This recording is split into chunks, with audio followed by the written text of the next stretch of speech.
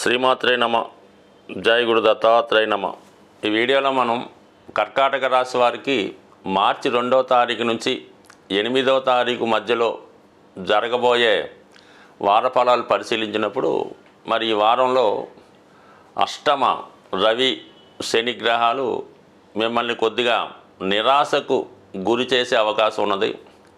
ఇది ప్రభుత్వ అధికారులకి ఉద్యోగులకి ఏదో విధంగా కొద్దిపాటి ఇబ్బందులు వృత్తిలో రావడం, సడన్గా వృత్తిలో ఏదైనా ట్రాన్స్ఫర్ కానీ విరామం కానీ వచ్చే అవకాశాలు ఉన్నాయి.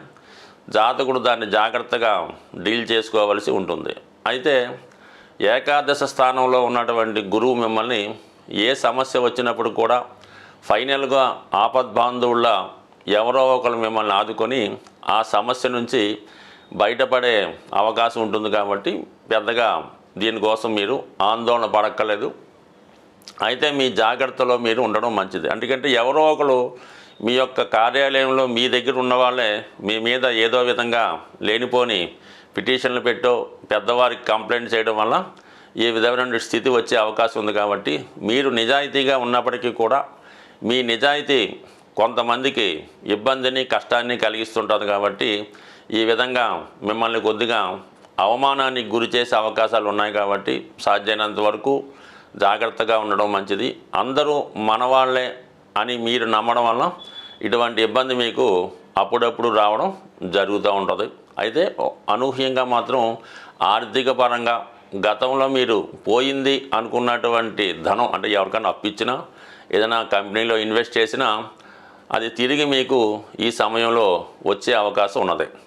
ఇక ముఖ్యంగా ఈ రాశికి యోగకారకుడైనటువంటి కుజుడు వ్యయస్థానంలో రుజుమార్గంలోకి రావడం వల్ల గతంలో కొంతమంది మిమ్మల్ని ఇబ్బంది పెట్టి మిమ్మల్ని ఏదో విధంగా నష్టపరచాలనుకున్న వాళ్ళు ప్రస్తుతం రాజీ మార్గంలో మీ దగ్గరికి రావడం జరుగుతుంది. ఒక విధంగా మీ అభివృద్ధికి కూడా వాళ్ళు కొంతవరకు సహకరించే అవకాశం ఉంది.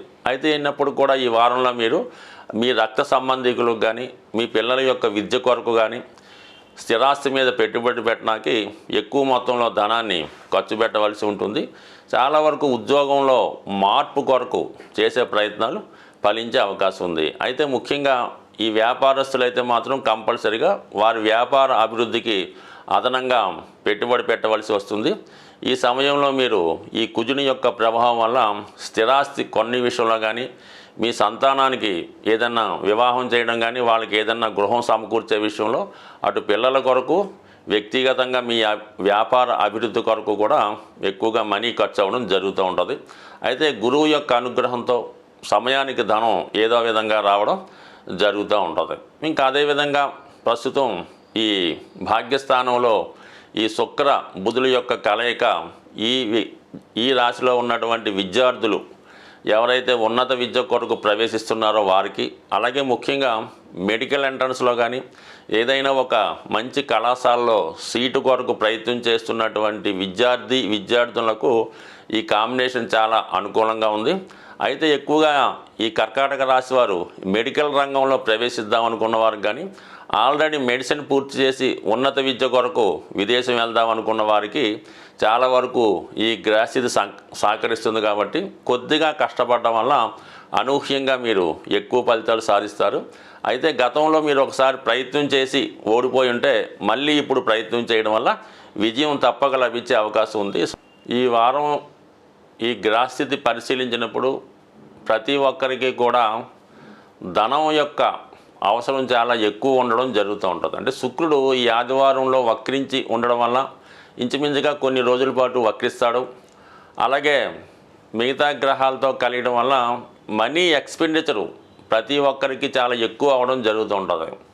ఆ ఖర్చుకు తగిన ధనం మీకు రావాలంటే మరి శుక్రుడు వక్రించి ఉండడం వల్ల శుక్రగ్రహానికి అధిదేవత అయినటువంటి లక్ష్మీ అమ్మవారిని మీరు ప్రసన్నం చేసుకోవలసి ఉంటుంది. ఆ విధంగా ప్రసన్నం చేసుకోవడానికి సింపుల్ పరిహారం ఏంటంటే మీకు మీ గృహంలో అవకాశం ఉంటే లక్ష్మీ అమ్మవారి ఫోటోని ఎరుపు రంగు పూలతో అలంకరించవలసి ఉంటుంది.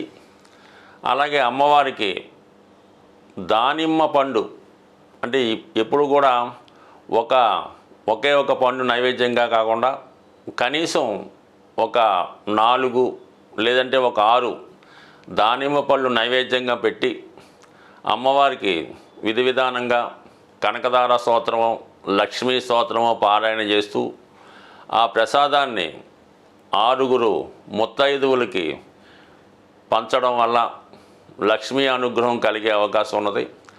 దీనితో పాటుగా మరి ఇంట్లో అవకాశం లేని వారు ఏదైనా అమ్మవారి దేవాలయంలో అమ్మవారికి ఈ దానిమ్మ పళ్ళు నైవేద్యంగా సమర్పించడం వల్ల కూడా మీ యొక్క ఆర్థికపరమైనటువంటి సమస్య నుంచి బయటపడే అవకాశం ఉంది.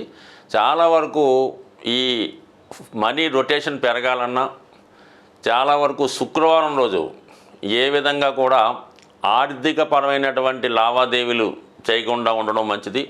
ముఖ్యంగా ఎంత అవసరమైనా సరే శుక్రవారం రోజు ఈ బంగారాన్ని తాకట్టు పెట్టడం కానీ లేదంటే ధనాన్ని ఎవరికైనా అప్పుగా ఇవ్వడం కానీ ఖర్చు పెట్టడం కానీ చేయకుండా ఆ ఒక్కరోజు నియమంగా పాటించవలసి ఉంటుంది. అలాగని ఫోన్పేలు గూగుల్ పేలు వాడకుండా అంటే మీకు ఎంతైతే బ్యాలెన్స్ గురువారం నైట్ ఉంటుందో అదే బ్యాలెన్సు శనివారం ఉదయం దాకా మెయింటైన్ చేయగలిగితే కంపల్సరిగా కొద్ది వారాల్లోనే మీ యొక్క ఆర్థికపరమైనటువంటి సమస్య పరిష్కారం అవుతుంది.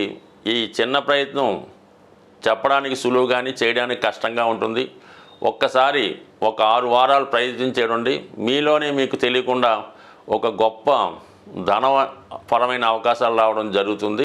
అలాగే వేరొక పరమైన సమస్య కూడా చాలా వరకు ఈ ధనం గురించి ఈ ధనం నిల్వ గురించి రావడం జరుగుతూ ఉంటుంది. ఎక్కువగా ఈ ఆంజనేయ స్వామి వారికి మంగళవారం రోజు సింధూరంతో పూజించవలసి ఉంటుంది. సో లేదు మనం ఏ టెంపుల్ పక్కన పెట్టుకుంటే మీరు ఏదైనా ఒక కాపరు రాగితో తయారు చేసినటువంటి ఆంజనేయ స్వామి యొక్క విగ్రహాన్ని తీసుకోవడం మంచిది. లేదంటే ఒక కాయిన్ మీద హనుమాన్ బొమ్మ ఉన్నవి మార్కెట్లో దొరుకుతుంటాయి. అదైనా మీరు ఒక రాగి పళ్ళెంలో ఆ ఆంజనేయ స్వామి రాగి విగ్రహాన్ని ఉంచి సింధూరంతో ఆంజనేయ స్వామిని మీరు పూజించవచ్చు. ఆ 108 నామాలతో చక్కగా మీరే పూజించి మొత్తం సింధూరం అంతా కూడా స్వామి మీద మూయబడి ఉండాలన్నమాట. అంటే పూర్తిగా సింధూరంలో స్వామివారి యొక్క విగ్రహం మునిగిపోవలసి ఉంటుంది. అప్పుడు మీరు దాన్ని ఎవరు టచ్ చేయని ప్రదేశంలో పెట్టి ఏదైనా బయటికి వెళ్ళినప్పుడు మాత్రం ఆ సింధూరాన్ని మీరు తిలకంగా ధరించి వెళ్ళవలసి ఉంటుంది. దానివల్ల కూడా మీకు నిత్యం మీ గృహంలో ధైర్యంతో కూడినటువంటి సంపద వచ్చే అవకాశం ఉంటుంది. అలాగే ఇదే రెమెడీ మీరు మన విఘ్నేశ్వరుడు కూడా బ్రహ్మాండంగా చేయొచ్చు.